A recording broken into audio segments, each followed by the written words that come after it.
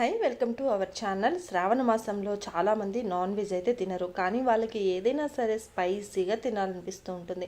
అలాంటి వారికి ఈ వీడియో ఉపయోగపడుతుంది. ఇప్పుడు మనం ఒక కడాయి పెట్టుకొని అందులో మన దగ్గర ఉన్న మసాలా దినుసులన్నీ కూడా వేసేసుకొని కొంచెం వేడవనివ్వండి. అదేవిధంగా షాజీరా, గసగసాలు కూడా వేసుకొని మంచిగా కలుపుకోండి.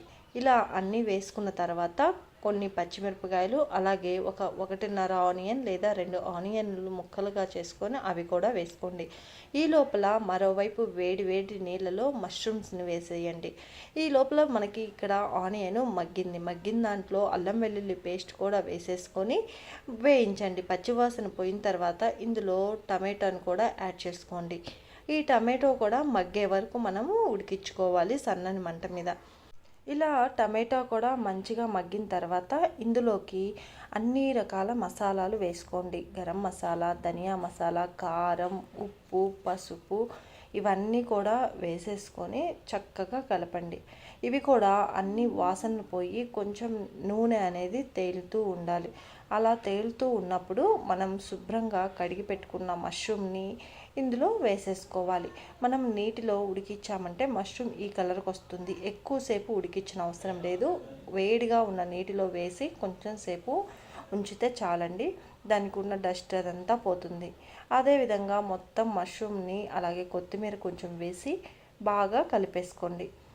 ఇందులో వాటర్ కంటెంట్ ఎక్కువగా కనిపిస్తుంది. ఇప్పుడు వాటర్ తగ్గిన తర్వాత మనం ముందుగానే కడిగి పెట్టుకున్న రైస్ని వడకట్టుకొని ఆ రైస్ని ఇందులో వేసుకొని బాగా కలబెట్టుకోండి.